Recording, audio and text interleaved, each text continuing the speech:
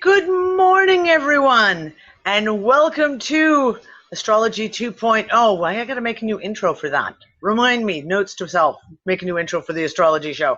I want to welcome all of our North American contingency here who's appeared at 5 o'clock in the morning, 4 o'clock, and 3 o'clock in the morning, their time zones, to join us for today's show. Today we're going to be talking about the silent generation, the silent wave. Those born between 1928 to 1945. And Amina's going to start us off with a little, just to set the mood. She's just going to set the mood for us, as you can see, for the silent generation. So I've got the radio. I'm going to switch the radio on. See what happens. And Truman announced the official surrender. This is a solemn but glorious hour. I wish that Franklin D. Roosevelt had lived to see this day. This is end of World War II. General Eisenhower informs me that the forces of Germany have surrendered to the United Nations. The flags of freedom fly all over Europe.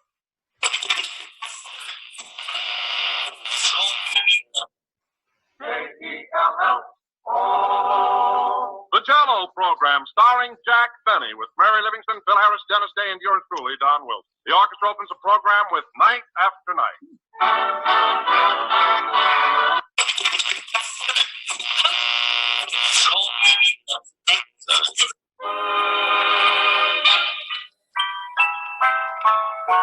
My favorite. It's your Chesterfield Moonlight Serenade. Here's the man with that grand band, Glenn Miller.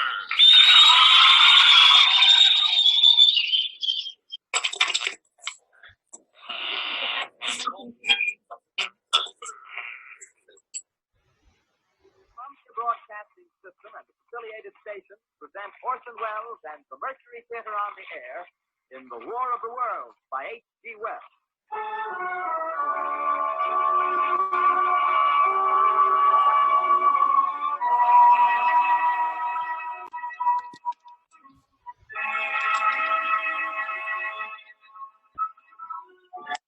Okay, so that's some 1940s radio. Let me just put this back in.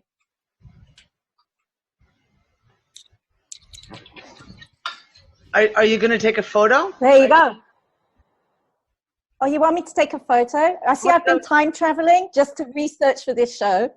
And yeah, I brought back a camera and I want to take a picture. So, oh, there it is. Hang on. I want to take back a picture to show my friends in the 1940s what you guys look like and the sort of computers and things that we've got here. There we go. Oh, just exposed the film. Definitely have to take one now. Ready? Smile.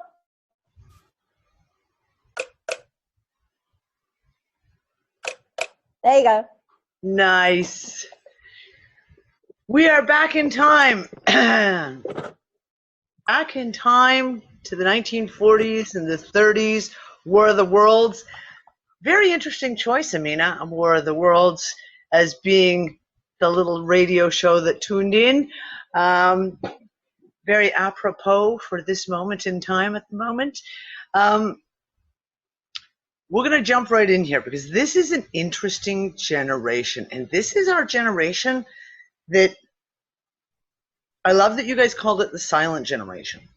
Because right now, one of the things that we hear continuously is this nursing homes, retirement homes, but especially nursing homes where it seems like grandparents are being just dropped off. And we hear so many extremely sad stories of people from this age group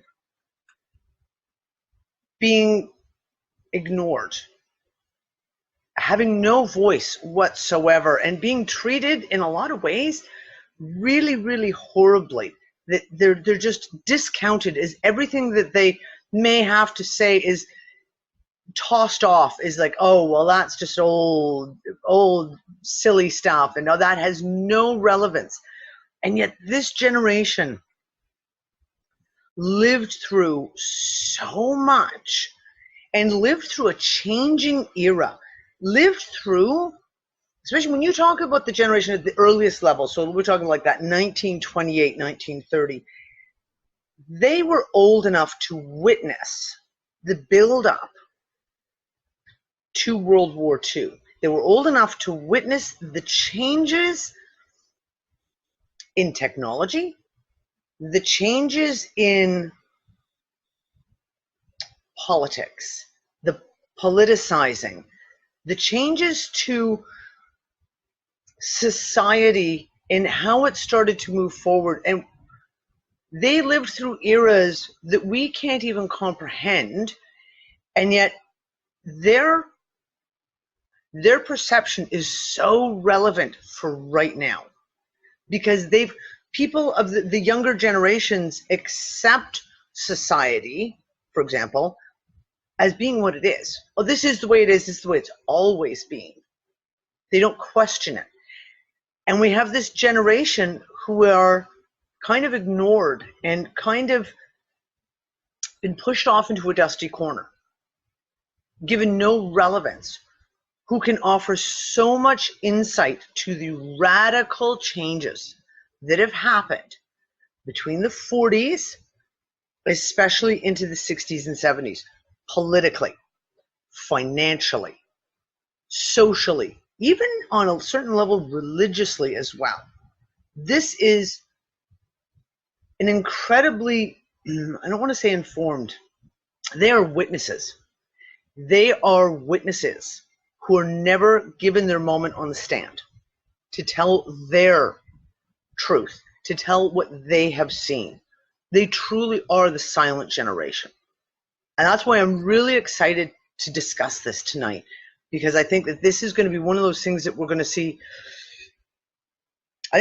I'm really excited to see the kind of pieces that come out cyclically if we look at this cycle, as we do when we're talking about these things with the astrology. So kick it off, guys. Who wants to dive in first and set the tone for what we're going to discuss today? Zach, I'll set it up. I just need to get my screen share happening, so just give me one moment. And see, let's share. And all right, can you see? Yes, we can. Can you see the slides? Okay, so that's a beginning slide. We're just going to kick off with a little bit of astronomy, just to recap some of the other stuff that we talked about in the last couple of shows, just to get an idea of the length of these cycles. So what I've got here is the synodic cycles of outer planets, which is simply just when two planets align in the same degree of the zodiac.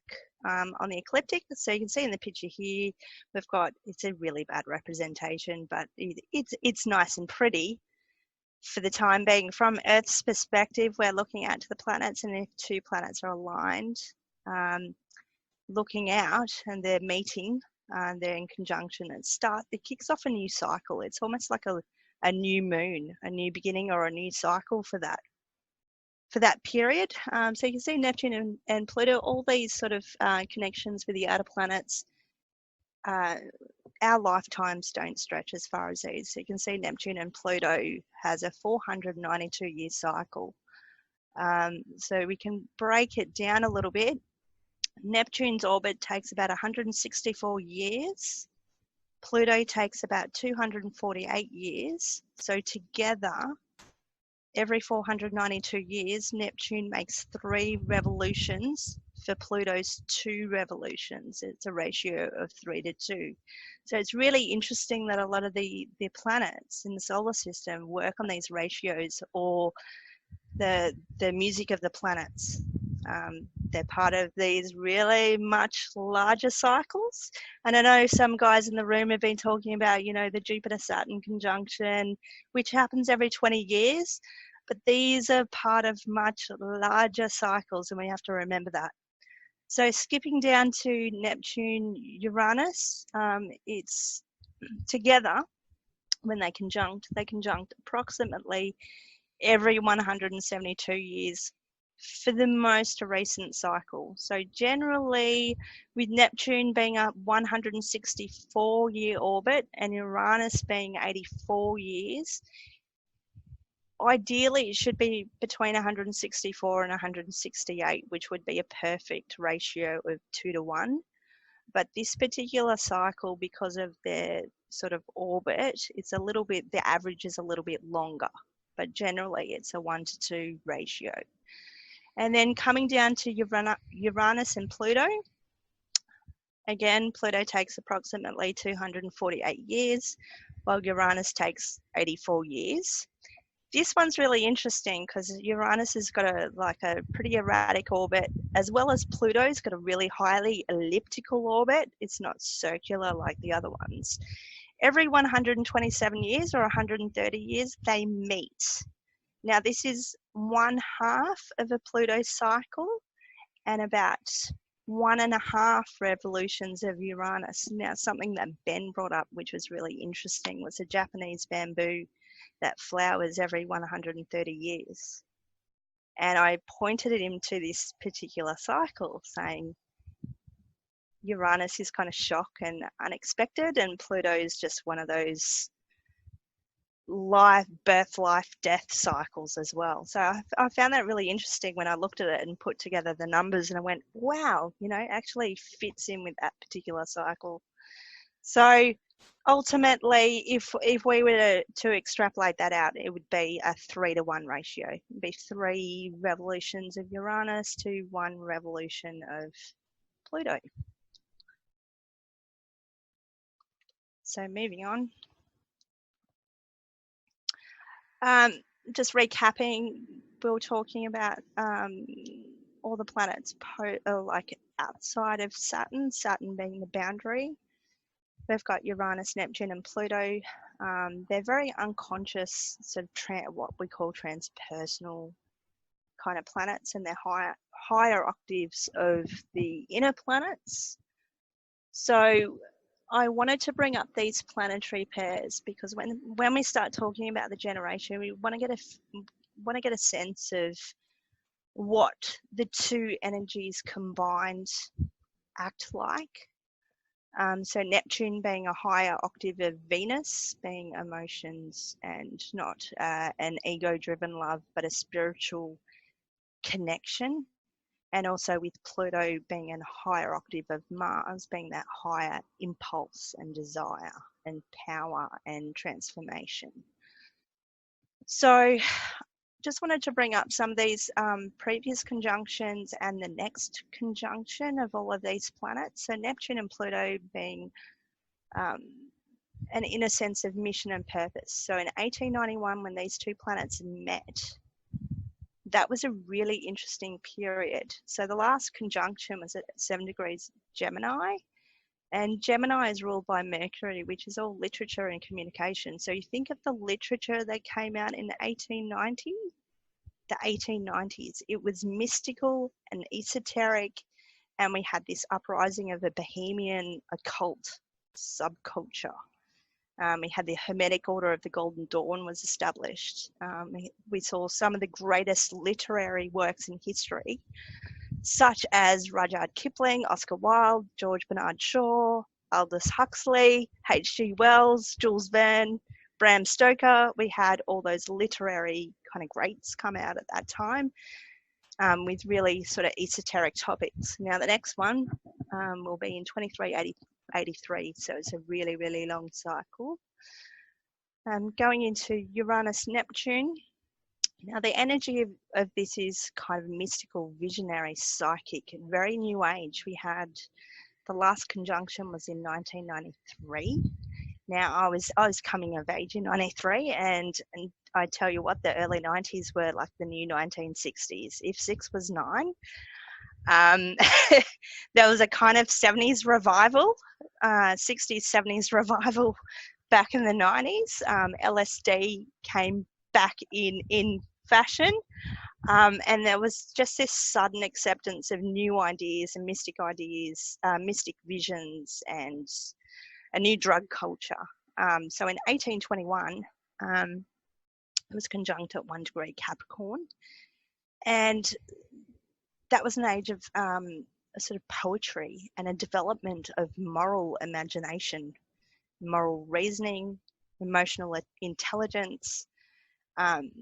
Percy Shelley wrote a famous quote in the defense of poetry, saying that poets are the unacknowledged legislators of the world. Back in 1821. 1993, we had imagination in learning. We had psychoanalysis and imagination.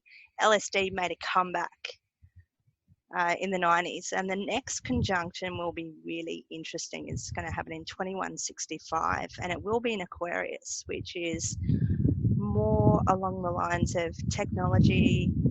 It may be the full new age of Aquarius, excuse the wind.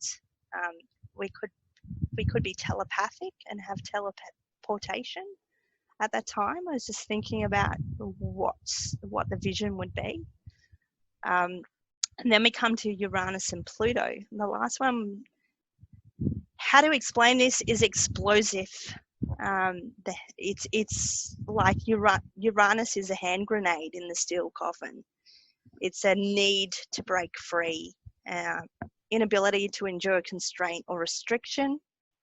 There's an impulse to transform thought as well. So people born between 65 and about 68, 69, definitely revolutionaries and hard to tie down. I've got a few of those in the room. Okay.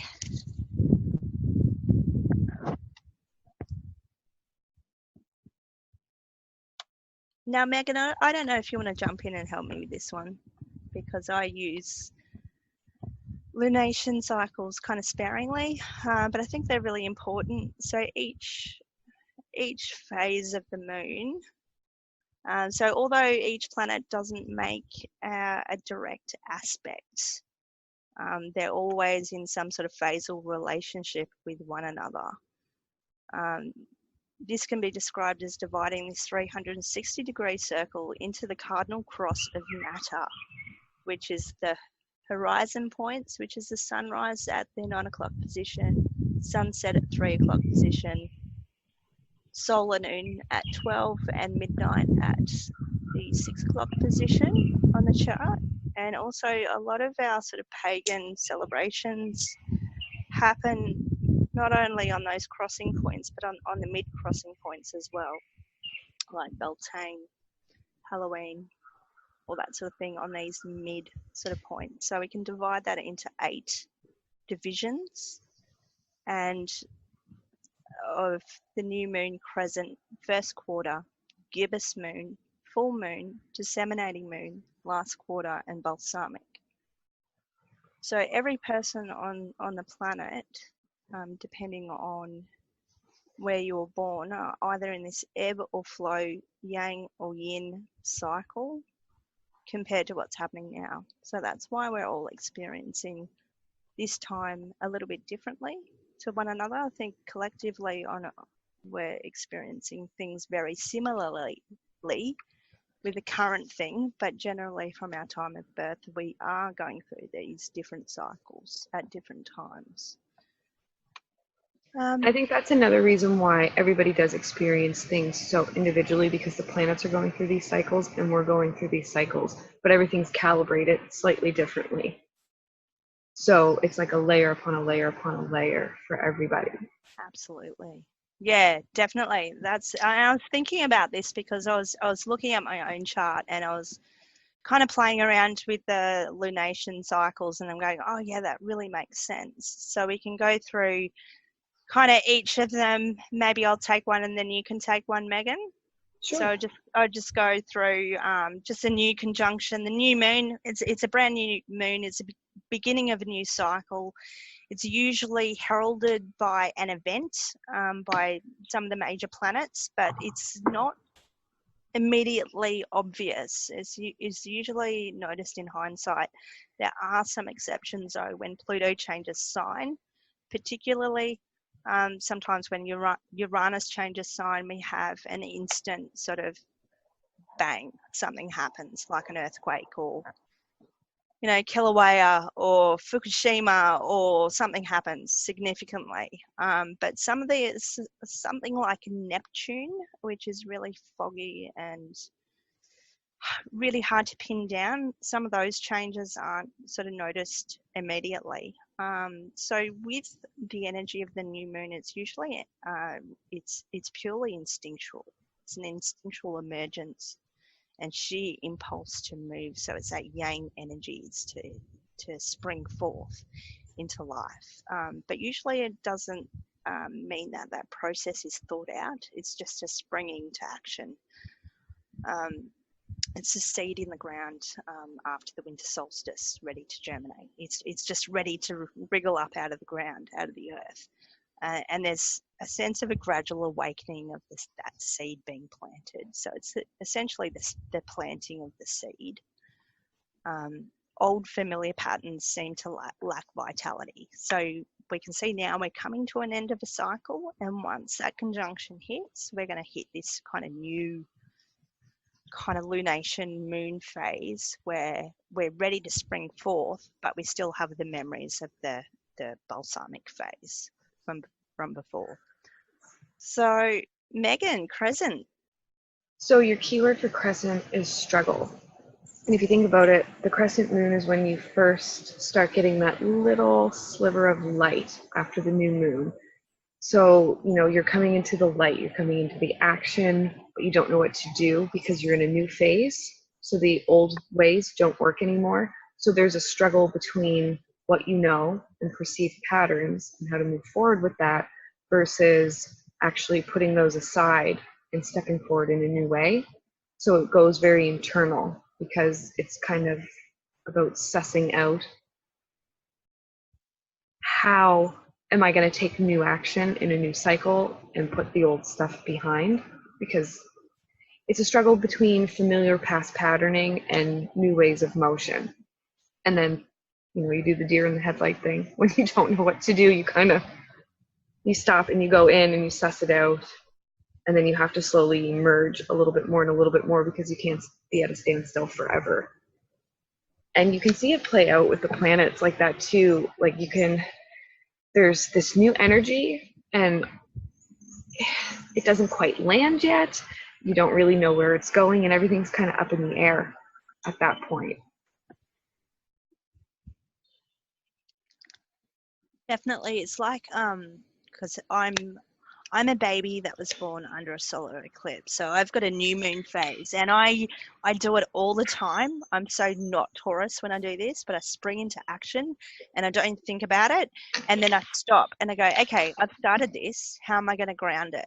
What do I do now? I've got to pull back and kind of reflect on it and go, okay, well, I've started this. Is this worth continuing on? Or is it something that I need to sort of, reflect on a little bit? So this is kind of a mid sort of early kind of reflection stage of that ebbing point, which gets us to the first quarter. It's a 90-degree angle, so it's a square. It's coming to the crossroads, and it's a what we call a crisis of action. It's generally it's one of the first hard aspects, other than the semi-square, which is the crescent. So every time we go into a new phase, we're coming into a kind of a hard aspect where we have to make a choice or a decision. And generally with a square, it's not so much internal like a conjunction or a new moon. It's more of a, you know, something's happened and I need to make a choice of which way I'm going to go. So you have to spring into action in some way for one another. So it's like, you know, my car's broken down. I can't get to work the regular way. I'm going to have to work out another way of getting to work, like catching the bus, getting up earlier, doing all those things. It's forcing you to make that action to continue on. So it's that sort of energy. I wouldn't say it's a like an opposition where it's out of your control and it's just something that's coming at you from out of nowhere. This is something that's not anybody's kind of fault. It's just a point where you need to spring into action, but it's the way you progress this. It's like a pivot point. It is definitely a pivot point. So you've got to kind of clear away the old forms and structures that you perceive as obstacles so you can create new ones and move forward. So it's a time to make things happen, but sometimes people can be a little bit aggressive in pursuing that and come at it sort of head first and too hard and too fast. But it's generally an action point, which brings us over to the gibbous kind of moon. Megan? Which is more of an analysis point. So you've taken an action. Typically, it's a new action and you've sprung off in a different direction. And now you're looking, okay, like, what am I doing? Where am I going? You're on this new trajectory and there's all these pieces coming in hard and fast because, you know, the cycle, if we're using the moon for an example, the moon is waxing into fullness, so you have more and more light coming, more and more information coming, so you're getting all these pieces. And again, this is a yin and internal thing, so I'm moving forward but I'm pulling this and this and this, and you're kind of inside putting all the pieces together, figuring out what you're going to do with everything as you're kind of still running down the track, is how I always interpret the gibbous. Yeah, for sure. So, and then we come to full moon phase where we've come to a culmination point. We're looking at it, things from the opposite perspective. And it's generally, like, if you look at it as a 360-degree zodiacal cycle, it's the opposite relationship point. Is where you receive some sort of objectivity or clarity about your own purpose. And what that is. It's a discovery. The discovery of your purpose is kind of paramount at this point in time.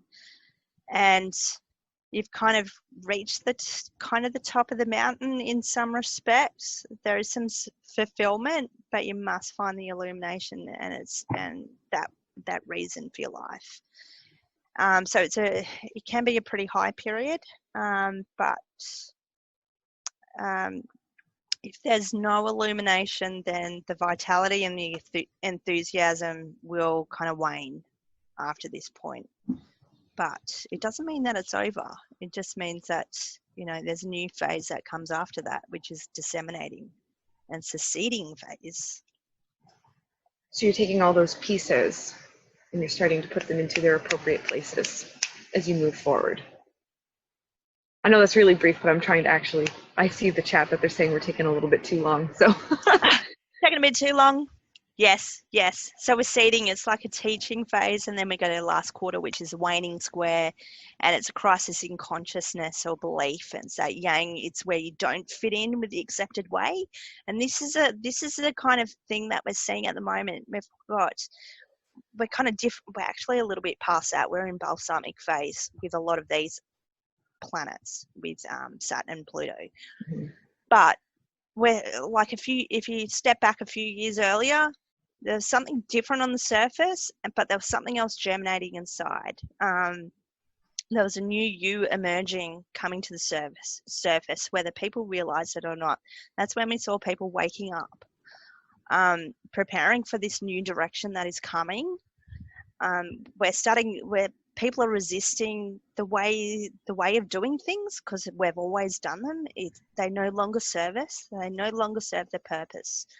So something new is germinating at this point in that last quarter, in that last square, and it's thinking about doing things a different way, which then brings us to balsamic Megan. Yeah, and then after you come through the challenge of that last square, then it brings you into the ending of everything as you know it, and you have to kind of dissolve into that dark abyss, and everything needs to break apart so that something new can emerge again. Yeah, absolutely. And this is what we're seeing with at the moment with Saturn and Pluto. Big and time. Jupiter. They're all in balsamic phase. We've had a couple of conjunctions of Saturn with Pluto already. So they've kind of touched on that conjunction point, that new point, but we're still essentially in balsamic phase. So basically we're seeing a breakdown of the previous structure before the new phase. So let's just keep going. This is what we're going to cover today. So last show we tried to do it just by Pluto generation, but essentially there was a little bit of confusion. So we've had to kind of break it up into two pieces for Pluto for the most part, because there is a bit of a shift from 1938, 39, 40. And interestingly enough, I was just reading up on some of this stuff that World War One started in 1914, so it's a little bit out of this scope, but it happened at started at 2 degrees of Cancer. Pluto was at 2 degrees of Cancer, and then World War II started at 2 degrees Leo. So that was pretty interesting point that it was just right on a particular zodiacal degree. So anyone here, you can see you'd see your Pluto, Neptune, Uranus. We've also introduced Chiron as well. I'm not sure if we'll get to touch on it, but it's pretty important as the wounded healer kind of archetype. And I just quickly want to visit Pluto in astrology. So when I'm saying that we're representing this as Hades and Pluton as a Greek and Roman gods, I was looking at other cultures because other cultures have these same energies represented by different gods. And I was looking at more of the female goddess energy because Pluto in Cancer, we had World War One. We're now in Pluto in Capricorn, which is kind of an earth feminine. It's actually kind of masculine with Saturn, but the earth and water is more of a matriarchal feminine principle. And what I've found going through these cycles is that Pluto is pretty strong in earth and water signs generally. So I did end up looking at Shiva, goddess Shiva, Kali, so the statue outside of CERN, interestingly enough, and also the goddess Inanna.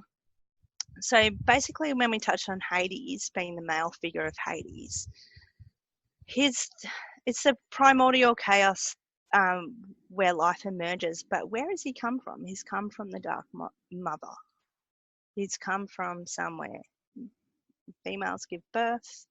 This male is not self-creating. He's come from the goddess Nyx. So goddess Nyx is the goddess of the sky in Egyptian mythology. And although he's a god, he's a dark sun, and he's the executioner of the unseen mother. So I think Pluto has this really kind of transformational energy when it's in female sort of feminine signs. So we're talking about Sumerian myth. Megan and I were talking about Inanna and Ereshkigal. And maybe Megan, you can probably recount this story a little bit better than me because I've had to sort of read up on it, but you just nailed it and said it all in one go and basically set the scene of that story really, really well. Well, I think it's interesting that if you look at the Pluto glyph, it looks very similar to the Venus glyph when you have actually the full circle, as some of the glyphs do.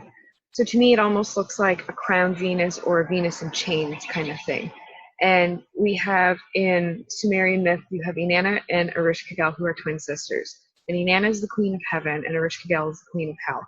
And Inanna had to go on this journey where she had to go down and descend into the darkness through 7 gates. And at each gate, she has to surrender a piece of herself. And then she ends up in the underworld, trapped, naked, alone, scared, afraid, like completely disempowered. And she thinks she's dead, and she lays down on the floor and she gives up hope. And then one day she's like, well, no, fuck this. And she gets up and she goes back up through each gate. And through each gate, she reclaims either her crown or her robes or whatever it was that she had to leave behind as she goes. So to me, that myth speaks very strongly of the Pluto archetype, kind of the phoenix. So you go down to complete decimation, but you come back stronger. But you have to go down first in order to find your actual strength, because to me, power is a Plutonian word. But you have to be completely stripped of power in order to claim it. Yeah, this is kind of what Pluto does to us, and I'll tell you like a bit of a personal story. I've had 2 Pluto transits over my angles, one over my midnight position when I was 10, and that's when my mother committed suicide when I was 10. That was a transformational kind of event for me. My life changed completely after that. I had another one probably 4 years ago, and that was over my 7th house at my sunset position.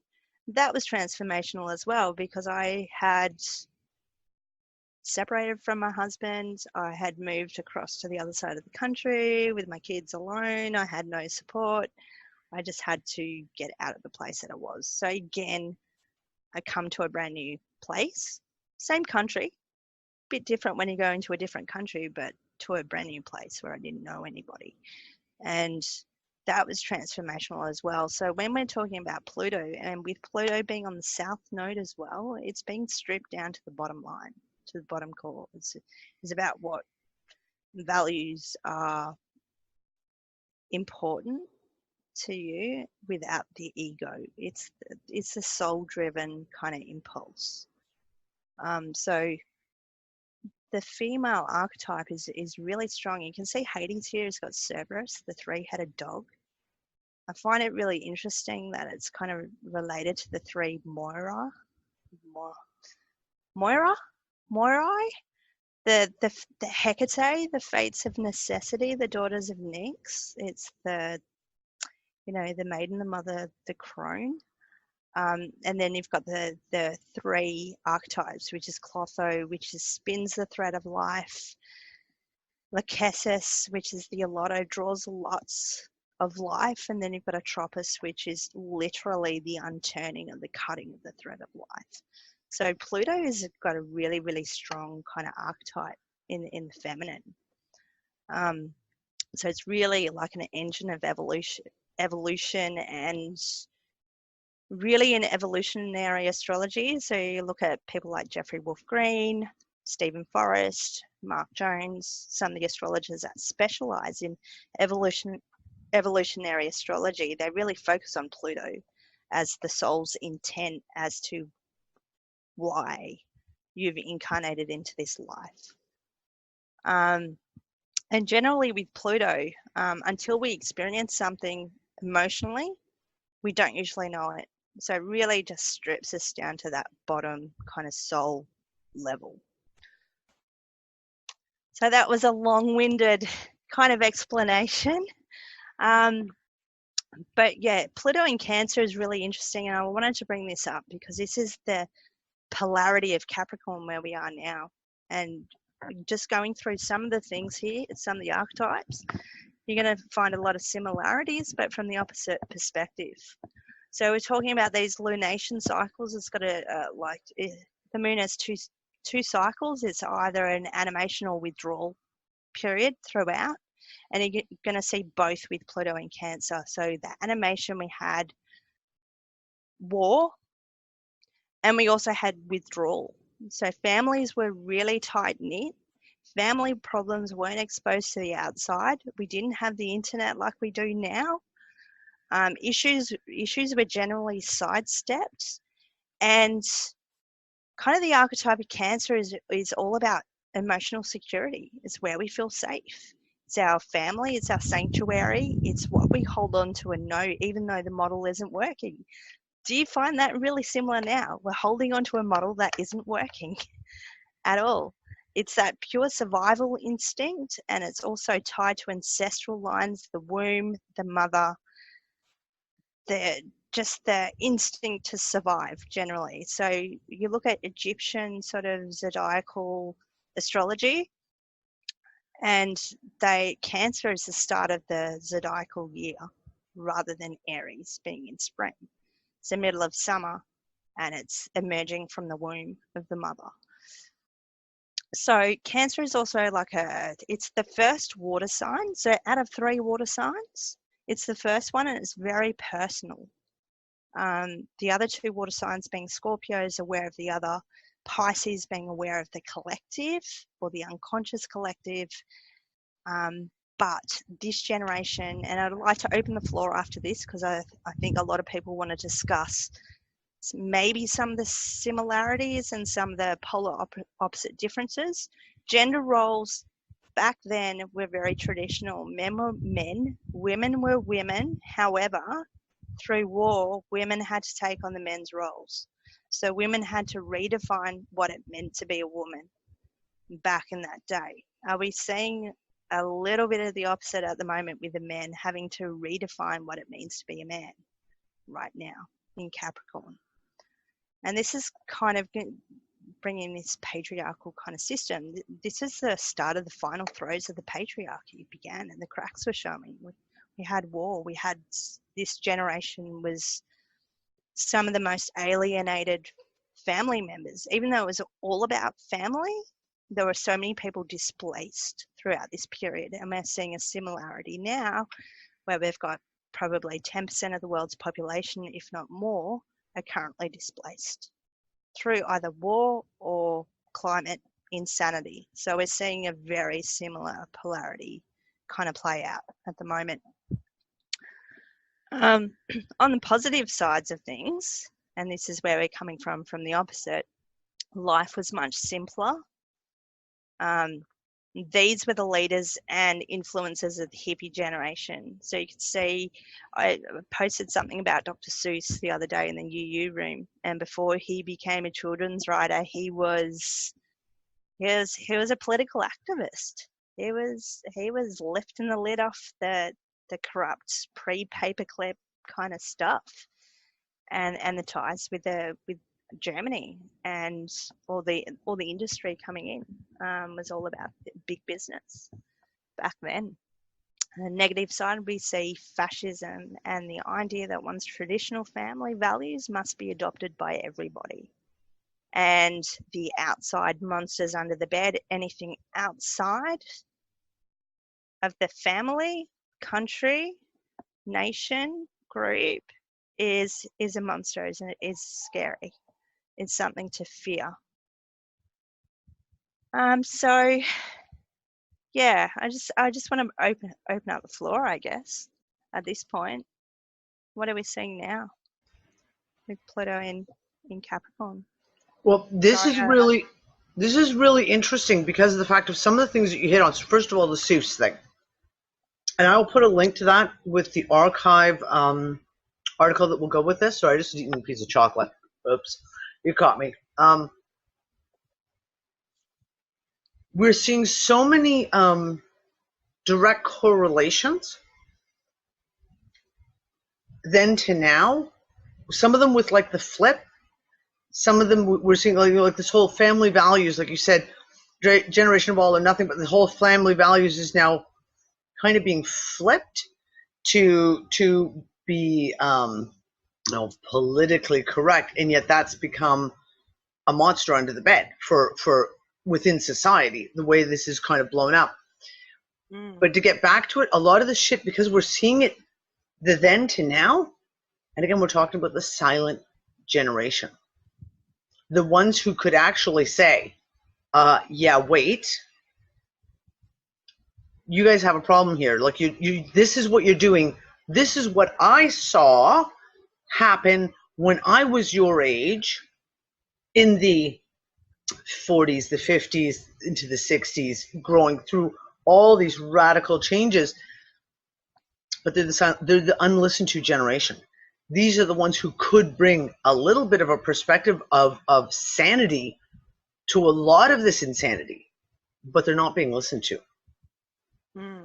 I find it really interesting that it was coined the silent generation, but it was coined the silent generation in the 50s, which is after this generation had kind of finished. And there was a lot of activism. I think we didn't have like the social context. We still had papers and newspapers, and maybe news was starting to be manipulated back then, definitely. But there was still that underground thing of letter writing. People are still connected, but they just weren't doing it through the internet. You had I think the British Postal Service had 7 deliveries a day at one stage. In the early 1900s. So people are still connected. They're just connected in a different way. So it's kind of a little bit confusing how it's coined the silent generation. I think if anything, we were talking about Generation X being the silent generation. Now they're the kind of forgotten generation. Yes. We're going to get into that in the next show, because that's, or no, not the next show, 2 shows right now, because we have a lot to talk about on that one. Yeah, but Pluto in Cancer, yeah, definitely. We had so many activists, and we'll get into like some of the people here. We've got Maya Angelou, Martin Luther King, Philip K. Dick, Hunter S. Thompson, Mary Tyler Moore, Patsy Cline. They're not silent people by any means. No. At all. So someone else can talk, so I can have a drink and a cigarette and just hang back a little bit for now. What's our next slide? Well, this is the next. What's the next slide after this one? Just a second. We've got Neptune, but we can talk about. Okay. Well, here's what I would say. Cancer a little bit. Here's what I would just say about its response to the silent generation. We look at this as a giant cycle. And kind of like what you just said in the previous slide, talking about how it seems to be coming back again. Now, for me, now this is the silent generation. It may not have been silent in the 60s, in the 70s, so much so, because they were still, well, if you look at a lot of these people, they were still with us. Right? Martin Luther King was still with us. So the silent generation now, as in this is the generation now that has been silenced, either because they're already gone, or, as I said at the beginning, like they've been shuffled off. Grandma's sitting in a nursing home. Grandpa is, got the back bedroom in the family house, but no one really pays any attention to him because he's considered the crazy old grandpa. By age alone, and how our society has changed in a lot of ways, to silence those, to not recognize the validity of these perspectives. To me, that is the silencing that has happened for this generation. I reckon we're seeing the exact same kind of now. I think instead of, probably it was, for some, it was more of a self-containment. But on the flip side of things now, we are the ones being silenced. Yeah. They've got the censorship as well, and they had the censorship too. They had the book burnings, the Gestapo. Well, like, I've got some quotes from Martin Luther King, and he says in one of them, "If I wish to compose or write or pray or preach well, I must be angry. Then all the blood in my veins is stirred and my understanding is sharpened." So it's kind of broody first, and then it comes out. And like Philip K. Dick, he talks a lot about, there's a picture of him there. He talks a lot about depression and how banal life is, right? But he says, like, I guess it's the story of life. What you most fear never happens, but what you most yearn for never happens either. This is the difference between life and fiction. I suppose it's a good trade-off, but I'm not sure. And the way that these people like express themselves is after a lot of introspection. It's like they introspect a lot, and then they come out with what they want to say. They don't just like spurt out, like we tweet all the time, right? This is like our era is like your quotes are coming out nonstop. You've got chat boxes open and tweets, and you want to post messages and things like that. They thought about things. They wrote their speeches. Then when they had to answer something, they had some introspection, and then they were thinking like, okay, it comes from deep down. So their silence is in their introspection, but it's not in their speech. Their speeches are full of like lots of like rage, or it's full of ideas passion of conquest and fixing and passion. Yeah, it's not silent. I think silent is not the word for these guys, but it is somehow delayed. It's delayed until the right moment. It's almost like they find their Plutonian power by going within and going into their deep emotional nature first, and then transmuting that into something that pushes forward, which would be the cardinal energy of Cancer. Yeah, it's coming from a really personal place, because being the first sign of water and the only sign of water that is in the bottom half of the zodiac, essentially, it's a very personal, self-reflective energy. So it's not about copying something else, but it's also the shadow side of that is that they're not seeing it from the collective side. They're seeing it from a very personal side. So that's where we get my values are the only values that are true kind of thing. But like there's another thing, like Philip K. Dick says, like when you are crazy, you learn to keep quiet. So maybe they feel like they don't fit in, so they learn to keep quiet because nothing fits the current paradigm. So that would be in their youth, but as they get older, they speak out because, well, then, you know, how do you keep it in for so long? You have to speak eventually. So I think it's like retained. By the time they were coined, the silent generation, they hadn't yet done so much speaking out, but that came later. That came in the 50s and the 60s and the 70s. And so they're not silent. They just take time before they come out with what they need to say. And when they say it, it's just profound. Yeah, and they definitely don't fit in. So you look at Uranus, and it's kind of started in Aries, and that's at the kind of 9 o'clock position. And it's in that last quarter phase that we're talking about. It's that crisis in consciousness or belief. There's a belief that they don't fit in with the accepted way. So they weren't really silent, but it was germinating inside, just as a lunation phase was saying.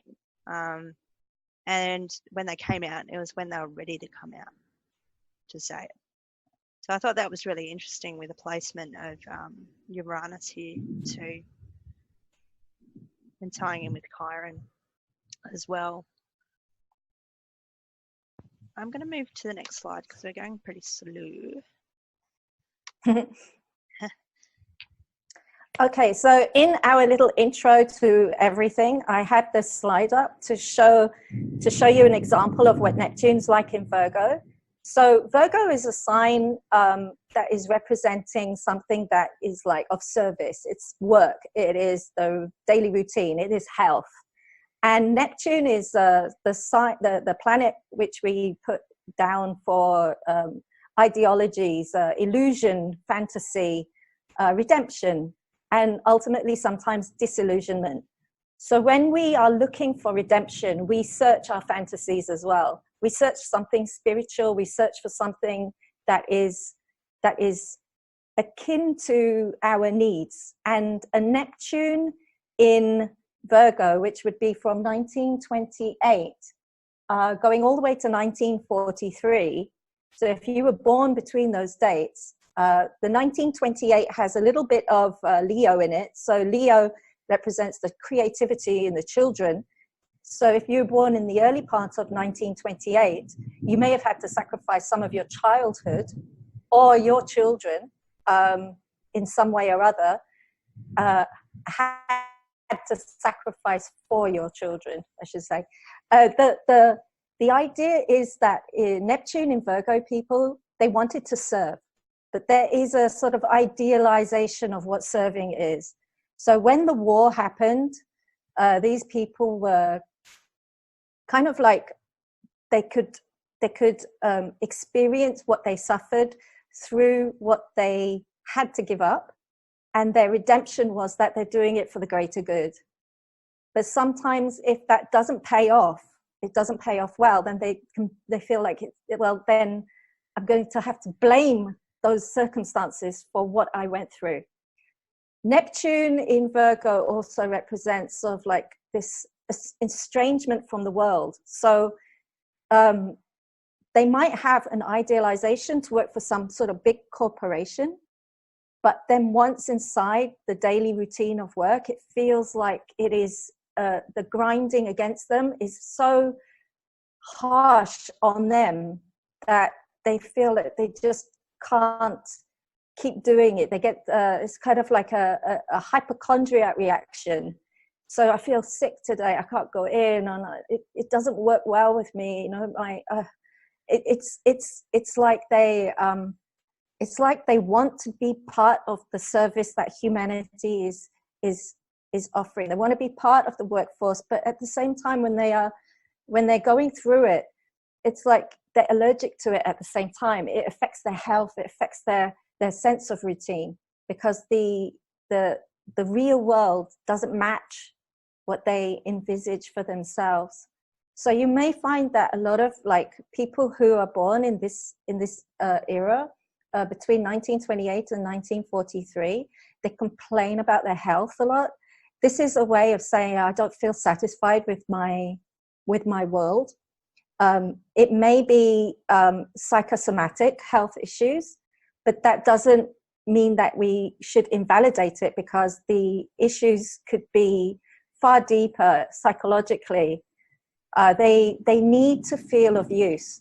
So we have like those born during before World War II and after World War I. They experienced they were the first generation born after the Great Recession, and then they had to go through, if they were in the Western world or even in the Far East, they had to go through really harsh times as children. So they had to give up a lot, and they were always told to be quiet. You know, careless talk costs lives. You've got to be quiet. There's important things happening. Grown-ups are talking. Shush, go away. Sit in your room. Do your busy stuff as a child. Play quietly. And they didn't have much in the way of toys. They were glad for any hand-me-downs. Anything that they got, they had to be, or they were made to feel to be grateful for it. So it's kind of like, where do we escape to if this is the reality? Where can we go? So let's go to the next slide. If you were born in this era, you escaped in books, you escaped in radio, you escaped in the things that were like fantasy, like dressing up, playing, role playing. It would be like this is my mom. This is my mom on the day the war ended. Can you see that? Okay, so there's my grandpa who had to go. Tilt the picture slightly downward, love, just because you're getting a reflection off your screen, so just tilt it slightly down. there. Yeah. Okay, so my mom was, she was playing out in the fields because she had to be evacuated from the city of Hull, which was heavily bombed. And she was born during a blitz. So she was born in the blackout under the table. But when she was old enough to be sent to her aunties, she lived in the countryside. And the children who were all evacuated from the city were playing. They were playing in the fields. They were dressing up. They were having a great time. And then my grandpop came back from the war, and he'd got this camera, and he was sort of like getting to know his daughter for the first time after the war. So this is when the war ended, and she was very happy on this side. And then she goes back home, back to the city, and she has to be all conventional again, sit down, be quiet. So it's like she buried herself in books, and she just wanted to, have we missed a slide? Sorry, I did kind of skip forward. It was just, I was trying to unmute for a second and I kind of accidentally skipped forward. But can we just go back one? Yeah, I just wanted to bring up as well, because we were talking about the Pluto polarity, and Neptune is exactly the same at the moment. So we got Neptune in Pisces in its own sign, and where kids are escaping as had into technology. So it's a complete opposite. With Neptune in Virgo, they had really high imaginative, creative sort of imaginations, but it was books. So when they wanted to escape, it was like something otherworldly or something that wasn't mundane and routine. So they were like, Disney's animation started coming out in 1940. So we had Fantasia, that was the second one. We had a number of Disney animations. And so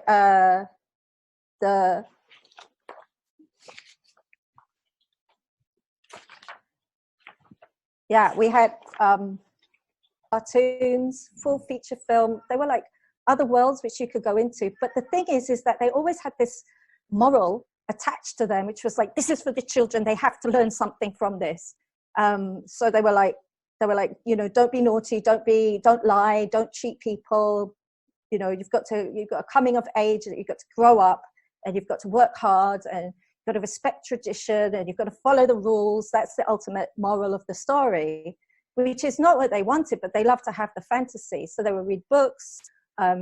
Shirley Temple is an example of a kid born in this age. Other children wanted to be her, but she wasn't having a nice time in the Hollywood studios. If her and the other kids on set were being noisy, they were made to sit on a block of ice until they cooled down and were quiet.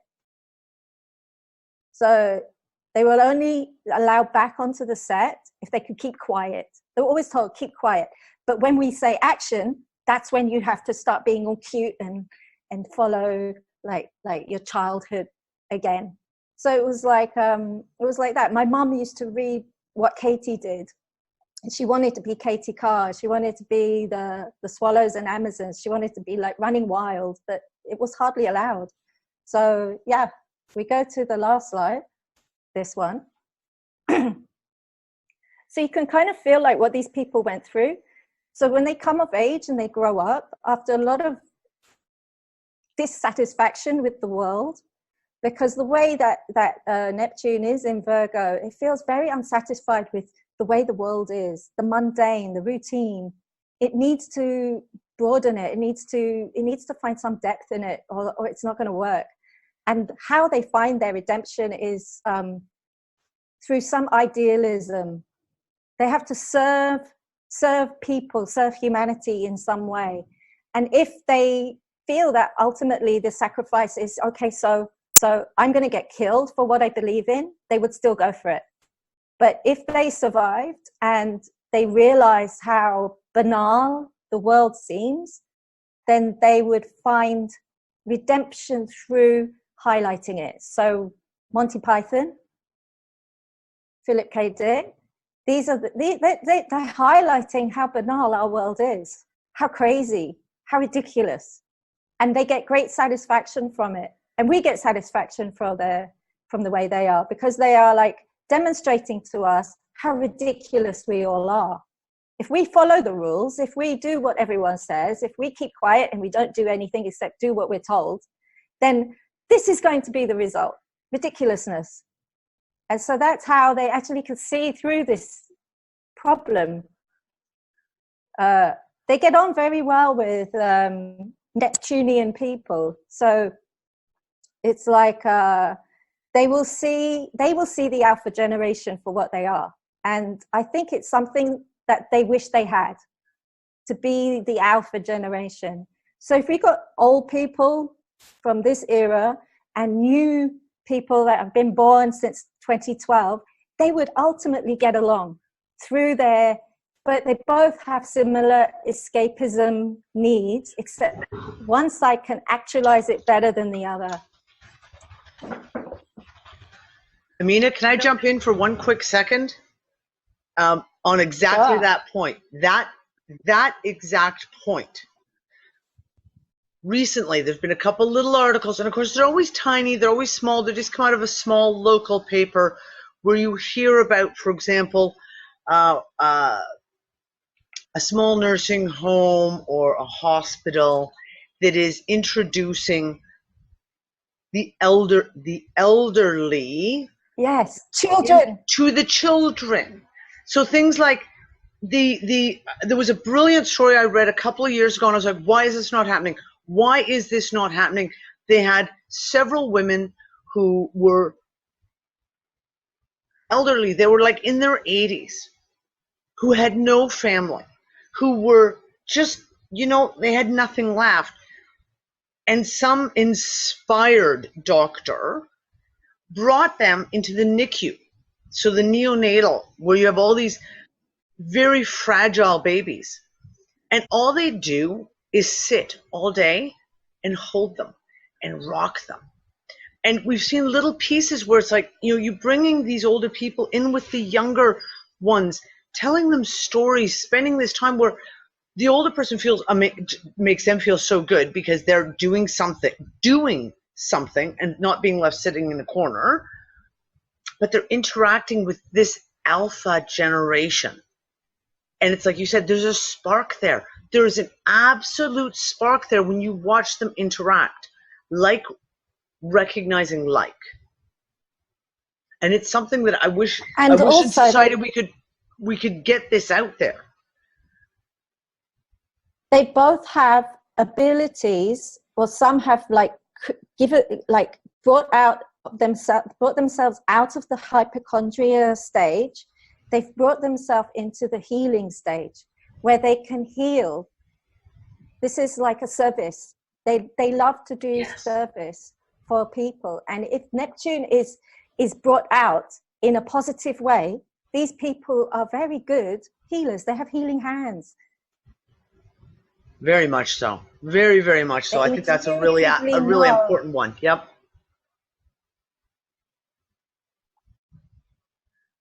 Okay, next.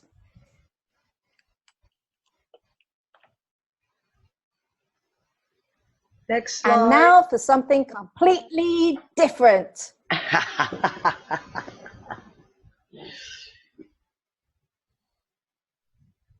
Jules, Megan. there she's got it.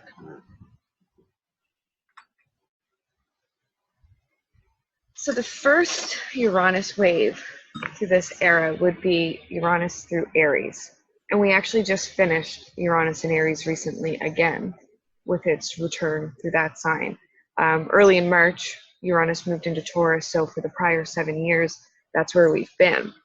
And I think it's interesting because we talked about how Pluto is in polarity now to where it was during this generation, as well as Neptune and Virgo. This generation with Uranus in Aries and Taurus and a little bit of Gemini, it's where we've just been, where we are, and where we're going. So if you look at Uranus as the higher octave of Mercury, which is the mind, So it's where we process thoughts and information, and where we speak all these thoughts that we've gathered. These people are people we absolutely have to be listening to because they've gone through this. They are, like Danny said earlier, they are witnesses to these big changes that are unfolding, but we're not listening. So it's not so much that they're silent. I think it's just they're unheard. That's my kind of little preamble to Uranus. Uranus is a very shocking electric energy. It kind of flies in out of left field, and there's a big like kabam, and all of a sudden you have a Fukushima or just something crazy and out of the blue to kind of spark new energy. You never know what you're going to get. When Uranus is in Aries, Aries is a very militant, aggressive kind of Martian energy. So this is a generation that was all about fighting. There was conflict bred into their bones.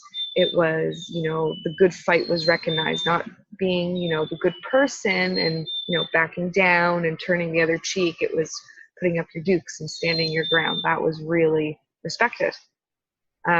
This group had a drive to initiate change through radical exploration of their personal uniqueness, but they also had to fight to exert that uniqueness because they lived in very conservative times where you didn't go against the grain and you didn't go against the accepted social stereotypes.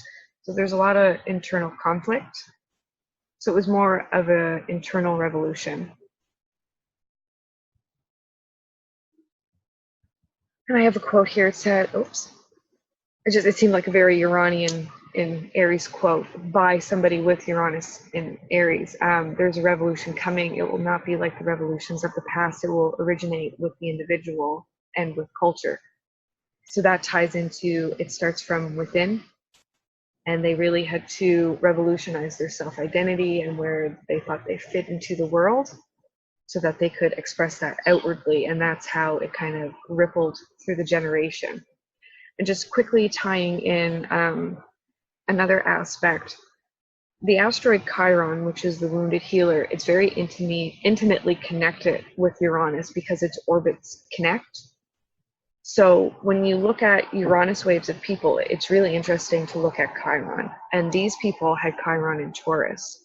So these people carry trauma surrounding sense of security and scarcity mindset. It affected their sense of worth. Uranus wants to break free from the scarcity and oppression, but Chiron forces them to confront these circumstances constantly with all these setbacks in terms of economic instability, and they feel like they're not enough or they don't have enough. So it's very hard for them to push that revolutionary identity that they've developed forward with this Chiron woundedness. If you want to go to the next one. So then after we had Uranus in Aries, we have Uranus move into Taurus, which is where we have Uranus currently. Again, which reiterates why we need to be listening to these people, because not only are they on the polarity of some major things, they have gone through this, they are born with this transit, the transit is returning, and we need to pay attention because Uranus is so unpredictable and electric and shocking. We can't see what's coming, as well as the people that have literally been through it and carry this energy with them and have all their lives. So these people, this was the build-up and first little bit of World War II. So they were born in a time that was really noted for conflict and changing societal values. There's financial fluctuations, as there was with the Uranus and Aries group. These guys were really struggling to preserve anything material and physical, financial security, uphold traditions.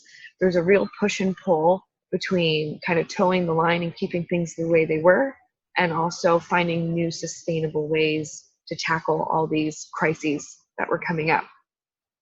I like the if it ain't broke, don't fix it kind of applies to these people. Unfortunately, a lot of things were broken and needed much fixing. They were very distrustful of technology. Advances and innovations were kind of viewed with suspicion because, again, the Taurus energy, which is fixed earth, really was resistant to change. And that ties in with their Chiron wounding a bit, because there's the Gemini in Chiron and Cancer. So there's a bit of an overlap here. So there's a group of people fighting to keep the old way going and kind of resisting the new, but they're also dealing with limitations on how they can express themselves. And they're dealing with limitations on the family dynamics, because these people were raised, you know, set gender stereotypes, family roles were very strong, and all of a sudden this is breaking apart because of the war. Women are now going to work, fathers are in other countries fighting, and all the stability that these people are fighting for is crashing down around them. Yeah, definitely. There's so many similarities, even with the financial markets. I was just having a think today. It's been 90 years exactly since we had the Great Depression start. And with Uranus in Taurus, yet again, we've got instability in the financial system. So, you know, when Uranus went into Taurus, I think unemployment was around 25%. And we had all the sort of earth instability as well. We had massive, devastating droughts, dust storms over the Great Plains as well. We had the Yellow River in China was one of the deadliest natural disasters of historic times, killing nearly 2 million people. So we've got really a lot of similarities between these two eras. So I'll just move on. Sorry, I wasn't muted when my phone rang before.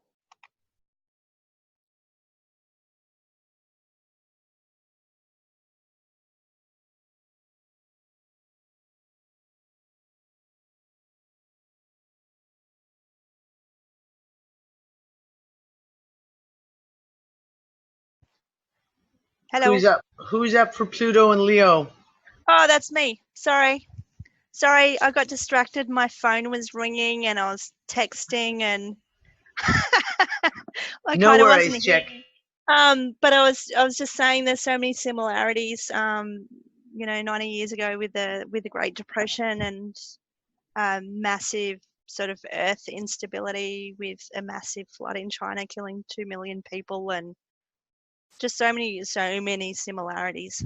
So moving on into Pluto and Leo, I had a few issues with trying to work out Pluto and Leo, and both my parents are Pluto and Leo. And then I realized it's I think we kind of glossed over it very differently last show, and it was just like a veneer of what Pluto and Leo represents.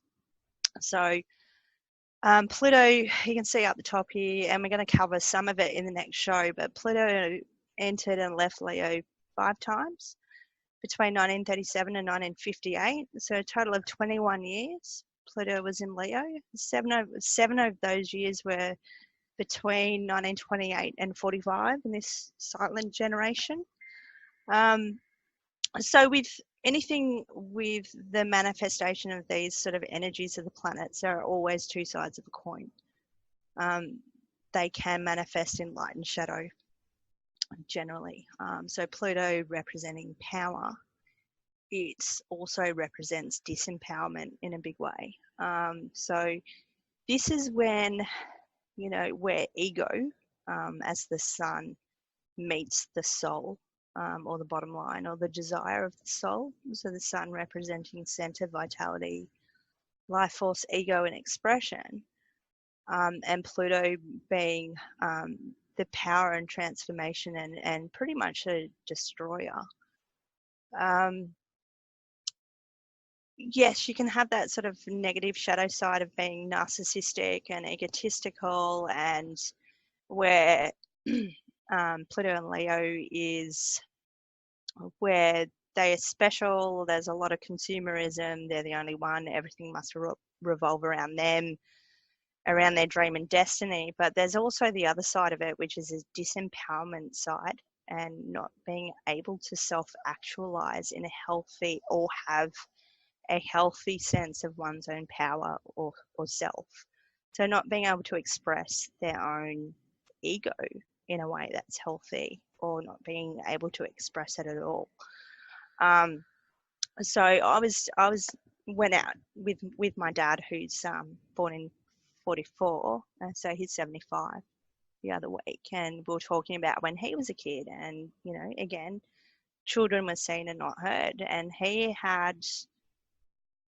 wanted to self-actualize. Yes, they had a little bit of freedom after the war, because the war was over. He was a war baby, but growing up with the Pluto in Gemini Cancer generation who had been through the wars, he felt small and couldn't express his ego in a way that he wanted to when he was a child. So the last time Pluto was in Leo was in the 1700s as well. So you look at the flair of the hair and the clothes, and Leo being the lion and the pride of the lion, it was about hair as well, just on the veneer. But from a soul perspective, it's about finding your own power in yourself and being able to share that light with the polarity generation, which would be Pluto in Aquarius, which will start in 2024.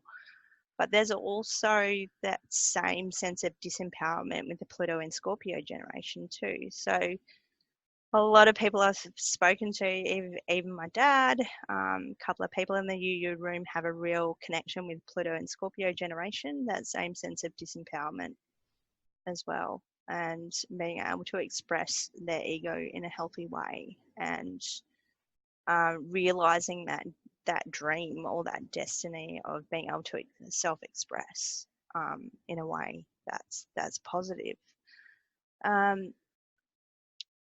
So I guess when we're talking about Pluto in Cancer, connecting with the current generation of Pluto in Capricorn, we've got Pluto in Leo kind of connecting with the Pluto in Scorpio generation, and these are kind of the millennials, end of Generation X millennials, and on the surface they can seem like they're polar opposites, but really there are a lot of similarities between those two as well. So I'll just move on.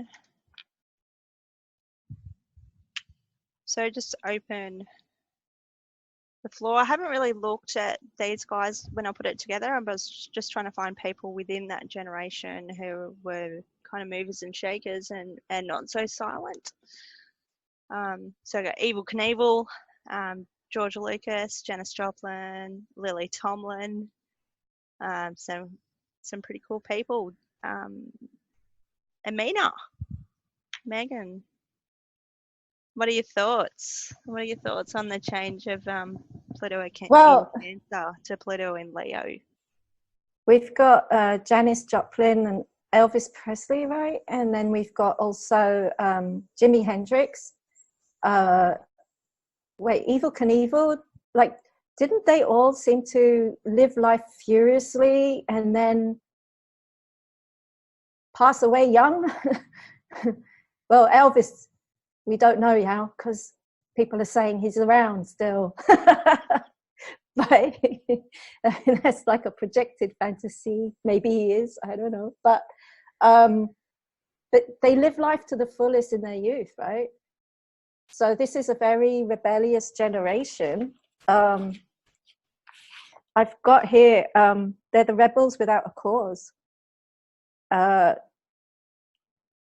So we've got Uranus in Taurus, Neptune in Virgo, Pluto in Cancer. And this generation, all these planets are in passive signs, right? So they tend to be shy, quiet, conforming, moody, dreamy, sympathetic, and introspective.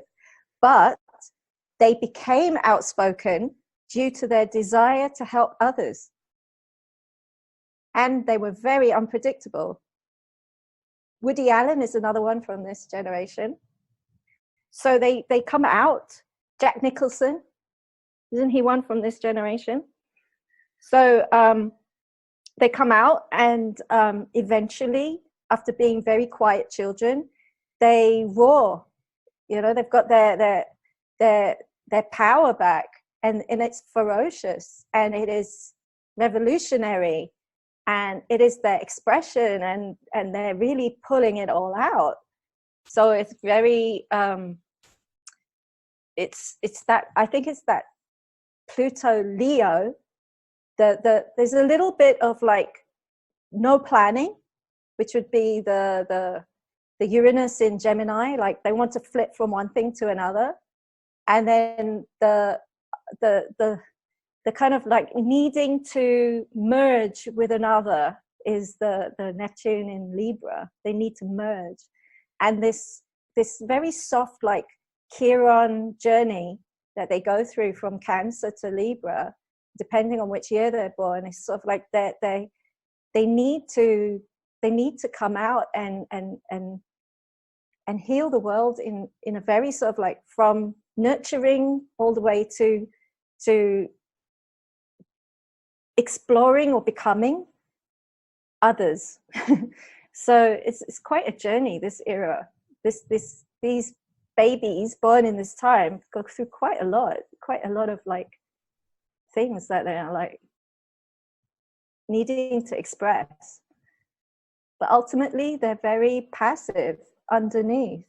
It's the journey that they go through that brings it all out.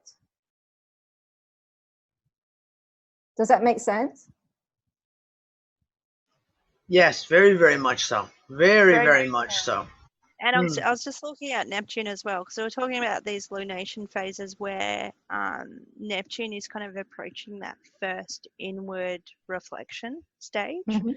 So we were talking about how Neptune and Pluto together from 1891 was really, these people had a real sense of purpose, and then that was kind of lost a little bit.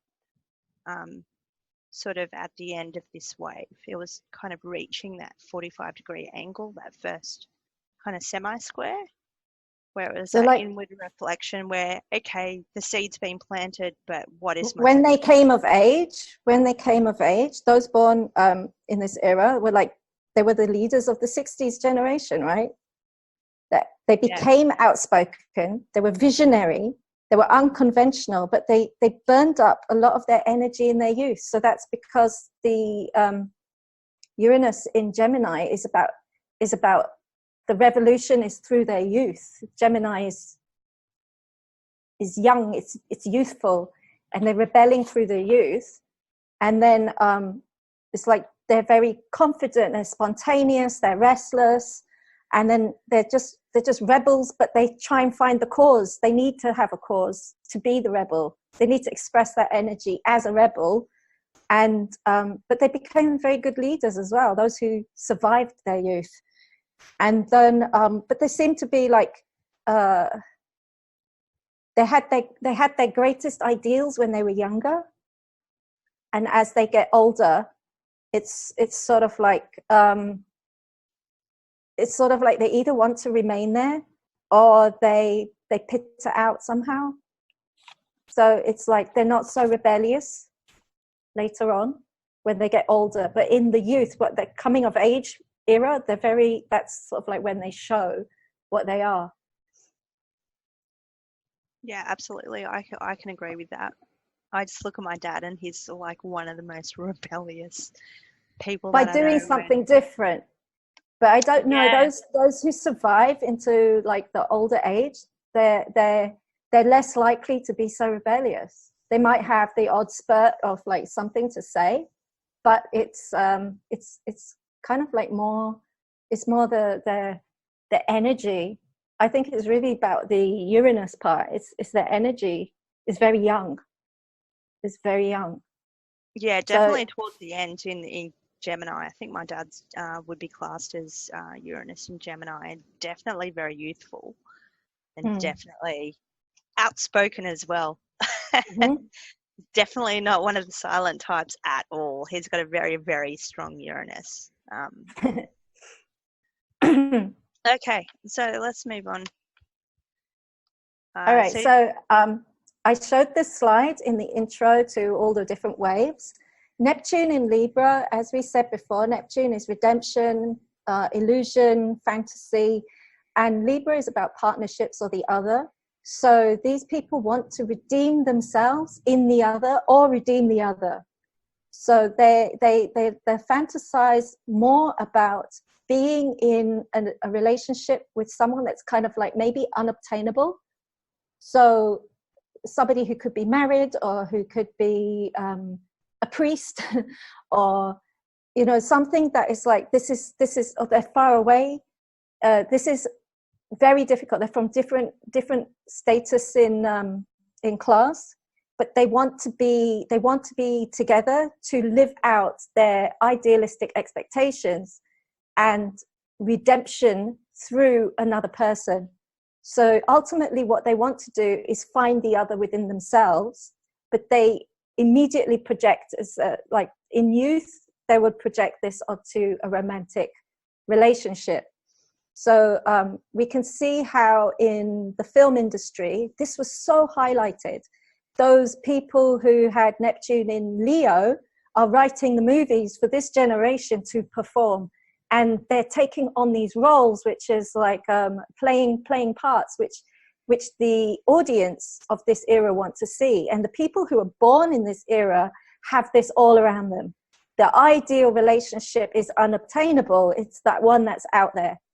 And so what happens is the disillusionment comes within the structure of marriage or partnership, and they feel that the reality is too harsh in a day-to-day setting.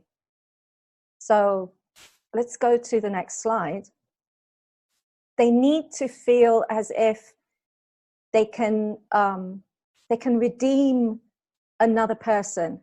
So if we look at the films like Casablanca, you know, he's looking at you, kid. So there's a married woman, which the Humphrey Bogart Rick character has fallen in love with, but he didn't know she was married when he fell in love with her. And she jilts him, or sort of jilts him, and he goes to Casablanca, and then she shows up with the husband, and they're in love, this unobtainable relationship.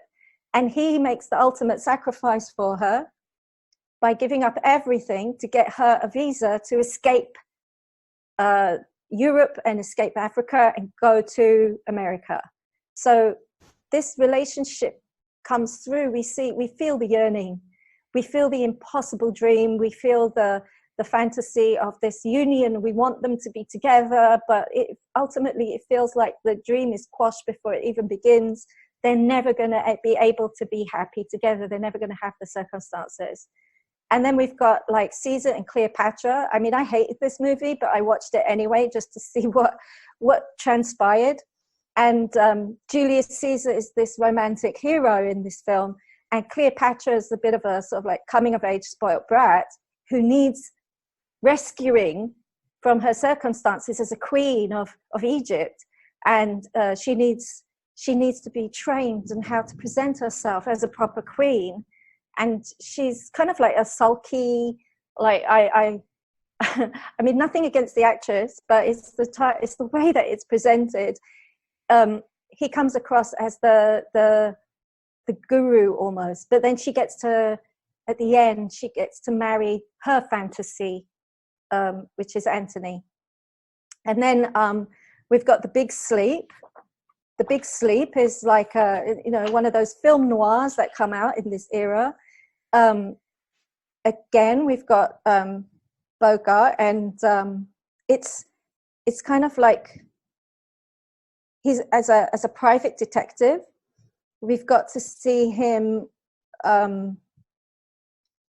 sort of like, it's these sexy women, it's kind of like these ladies that he's not supposed to fall in love with, but he's ultimately falling in love. And then we've got Roman Holiday, which is supposedly based on a true story about Princess Margaret's time in Italy. But we see this princess character who runs away from her princess surroundings and her prison, her royal prison, and she runs into the streets of Rome, and she meets this journalist fellow, and they fall in love. And as she's running away, like the press are being told that she's sick, but he's a journalist and he could write the story, but he sacrifices his ultimate big story so that he could protect her. And they spend some time together and they have a great time, and then she has to go back to being a princess and being very controlled and on a state visit again, and ultimately he cannot be with her. So this is the suffering that this generation resonate with. The ultimate needing to be with a person, either to rescue or save them, or to have them rescue themselves. So they feel that there is like a need for redemption somehow through relationships. And the most unobtainable relationship projection, the better.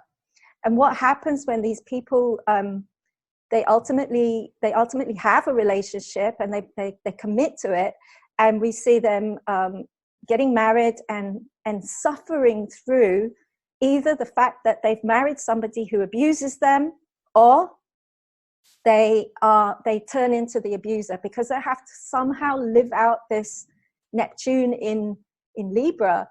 So one or the other, or they end up in a relationship in a triangle. They end up in an affair with somebody else who's unobtainable. It all becomes very confusing. Things fall apart, and they are unable to redeem themselves through relationships easily. Now, of course, there are some that survive, and of course that there are some of these relationships, they learn to work through it. But if we go to the next slide, we see the divorce rate. So these people, when they've got married and they've tried marriage for a few years, look at the peak. There's a huge spike in divorce. Ultimately, relationship wasn't what they wanted. This is like the disillusionment didn't come through a partner. So how are they supposed to feel like they can redeem themselves if it's not through another? It's always so disappointing. They want things to be fair, but it turns out like relationships don't seem to feel equal with Neptune in Libra. And so how are they supposed to relate in the future? Well, the answer comes if you go to the next slide. This is how I see it. We go back to the songs of the era, which was the pain and the suffering of relationship. Most of them were love songs that were about pain and suffering and longing and needing to be saved through a relationship. But there are some very wise words sometimes that come through the songs, through the soul, through the pain, and ultimately point the way of the journey. And Nina Simone sings an old song, which Billie Holiday sung. You don't know what love is until you've learned the meaning of the blues.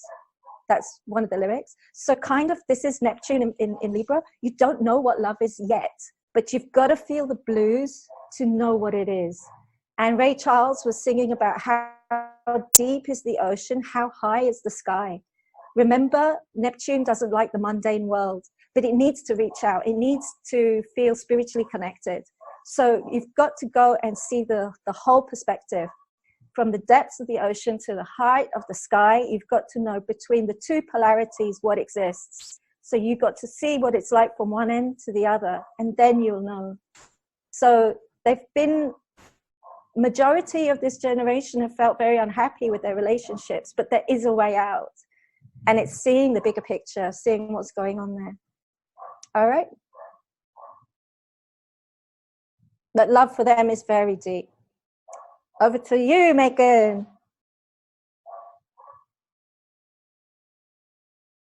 So the last wave of Uranus through this group was the Uranus in Gemini group. So this is a group that really had something to say, and it was something different. And it's interesting because if you look at the timing with the later part of World War II, being the beginning of this transit, this was when the propaganda was really big. This is where you see people starting to connect in new ways, and you see people connecting more on a global scale, whereas the focus before was you communicate it with the people in your community.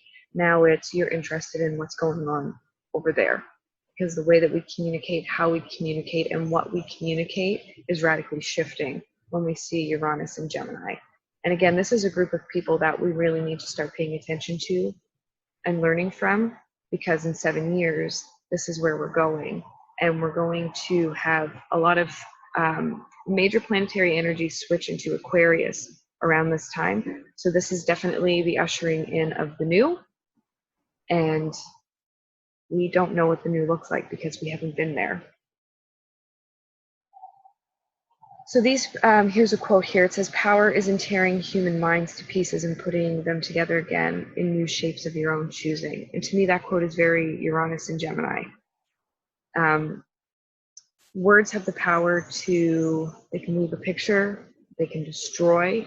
They're very powerful if they're used in the right way. And these people really use their words and they use them powerfully.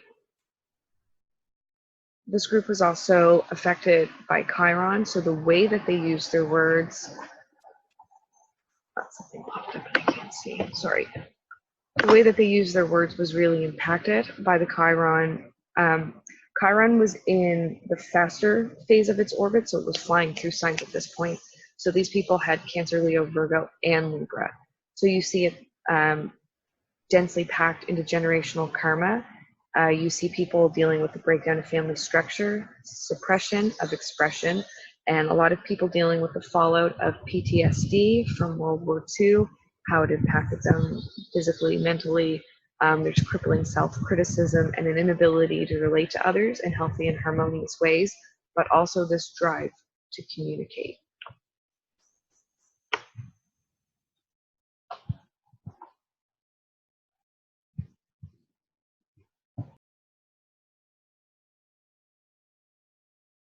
I'm going to stop the share now because that was the last slide.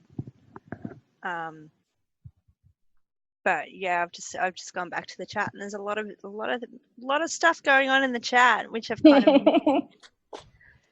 But yeah, a lot of people are saying, oh, you know, this is my parents' generation, or people that they've known, and they go, oh, this is them to a T, and I'm looking at it going, yeah, this is my parents' generation as well. Definitely. In some respects, an unhealthy expression of ego in some ways, particularly with my mum, and being Uranus and Gemini as well, being very outspoken. But yeah, there was a lot of issues back in that time too. I'll let someone else jump in. I just want to say, Anne just made a really interesting comment and talking about the homeopathic. First about the salt, Anne, I never thought of that, but that's really interesting. Can you just elaborate a little bit? Because that's as the preservative. Yeah, the war generation, post-war generation. Some homeopaths would say that Natrum muriaticum, which is salt in homeopathy, is the constitutional remedy of the UK, for instance. Stereotypically, the notion of the stiff upper lip, holding it all together, just doing what is expected of one. One doesn't even say one.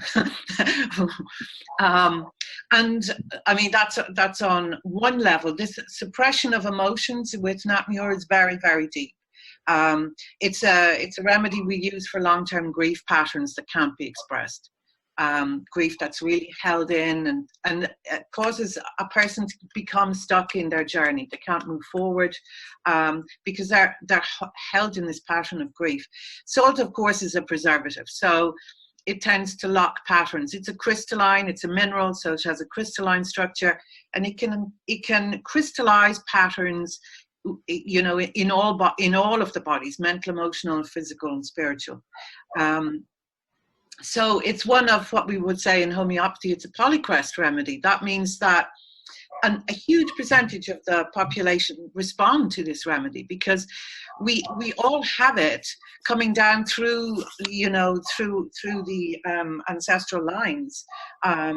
we all have this tendency to go into Nat Muir because we still haven't really figured out how, because our emotional development has not caught up with our intellectual development yet.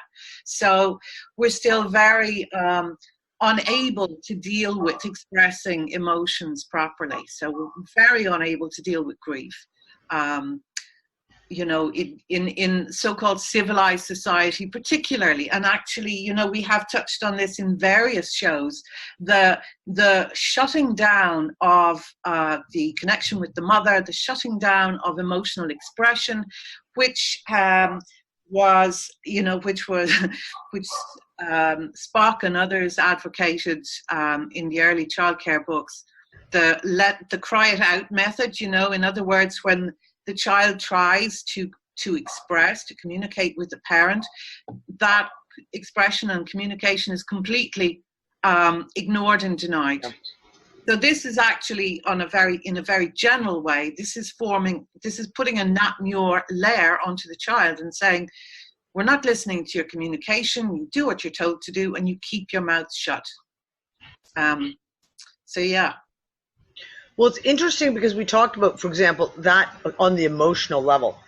We're talking about the generation that for men, it was that you can't express emotion. You can't express any, be a man, don't cry, be a man. You can't verbalize how you're feeling. You cannot express any kind of an emotional thing. It's no, you must not.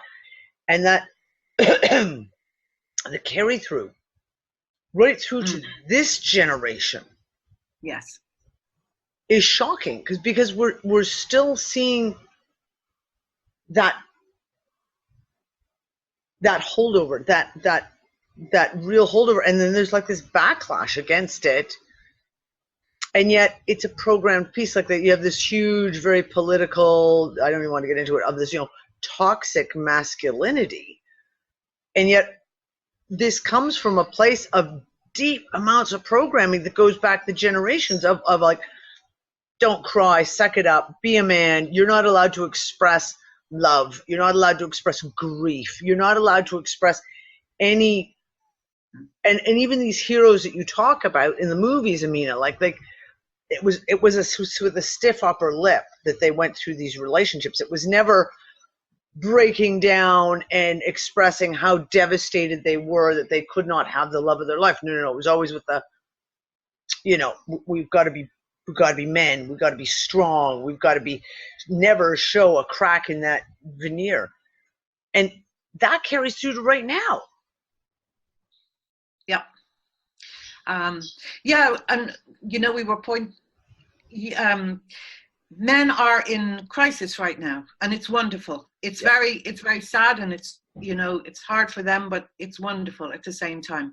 I've seen many young men recently just falling down, going to pieces, becoming vulnerable, and I think it's really, really important how we deal with this at this time. It's a very, very potentially great healing place that we're in.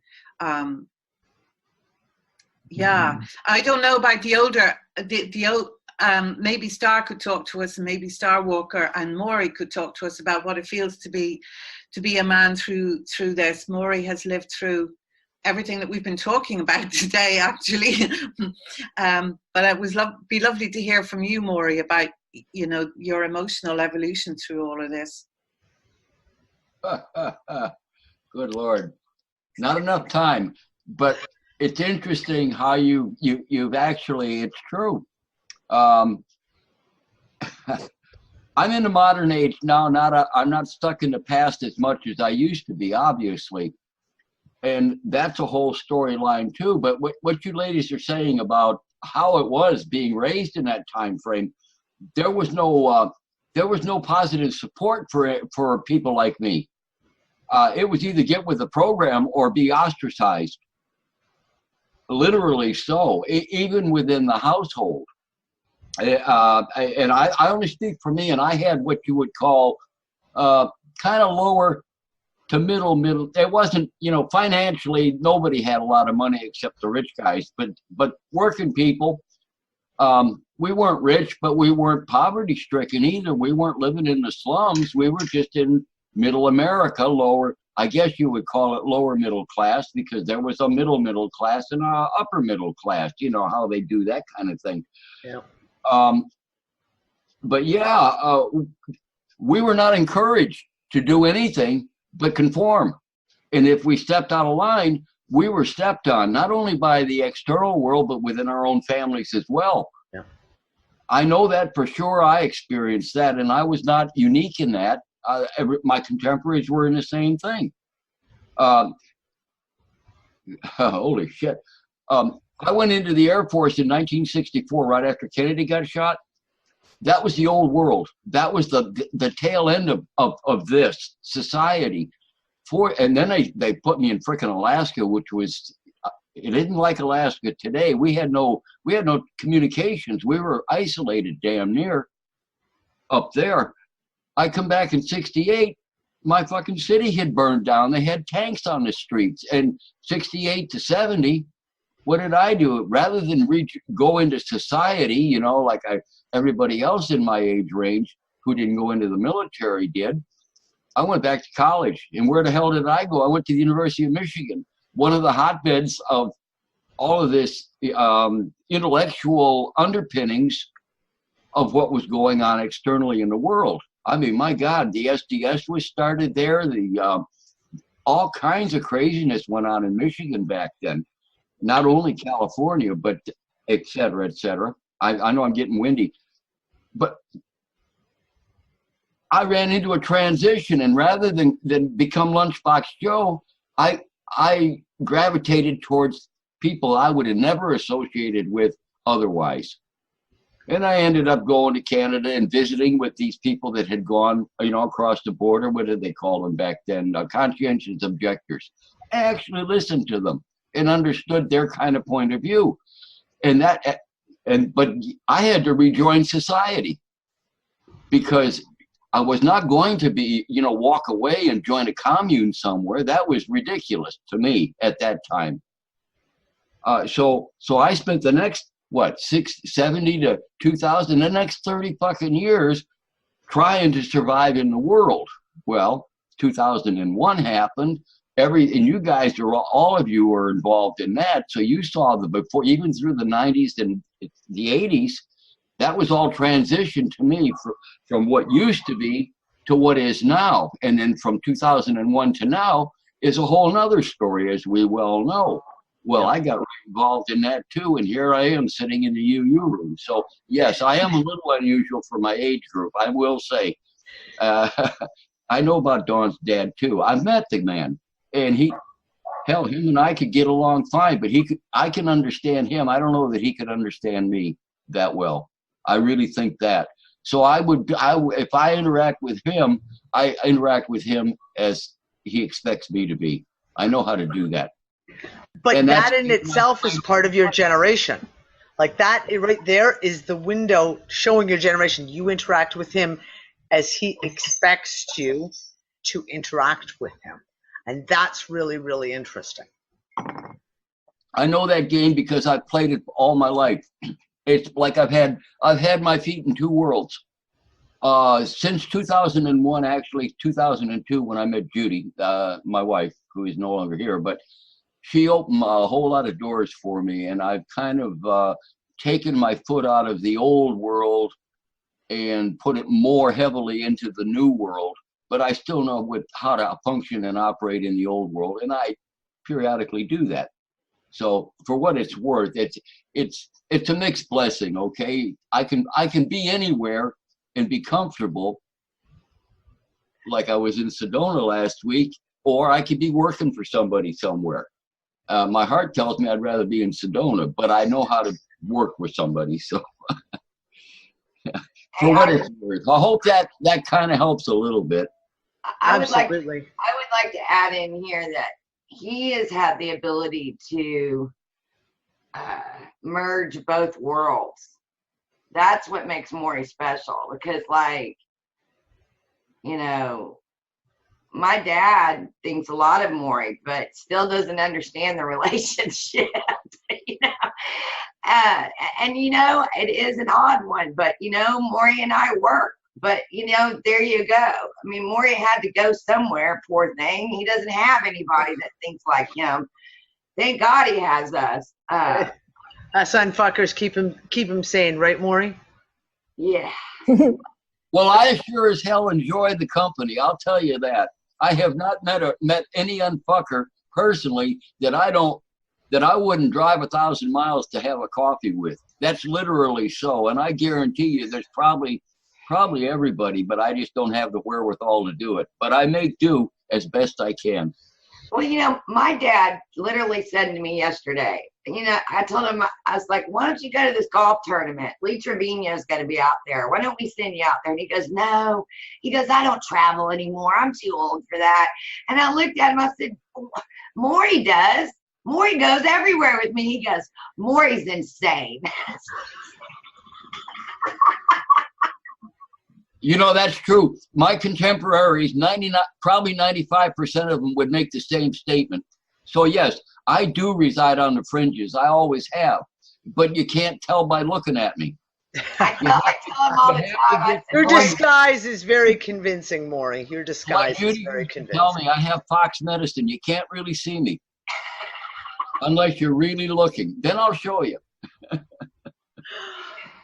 Oh, guys, this has been an absolutely fantastic conversation and a real great opening into the whole concept of the waves.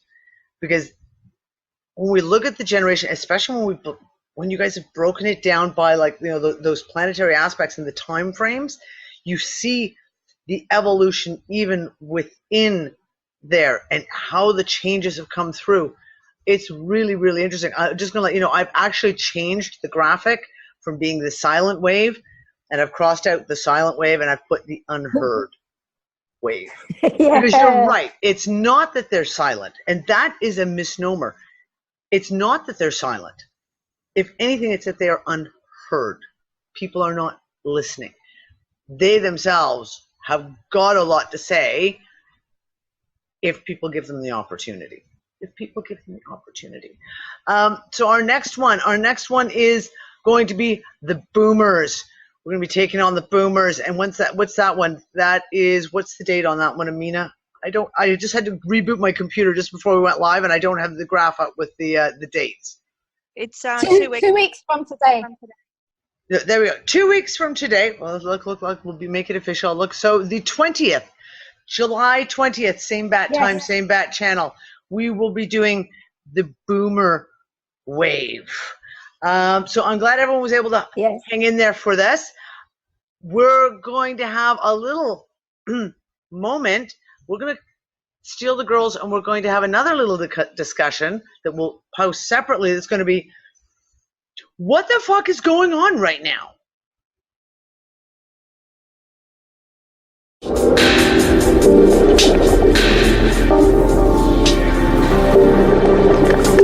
Thank you.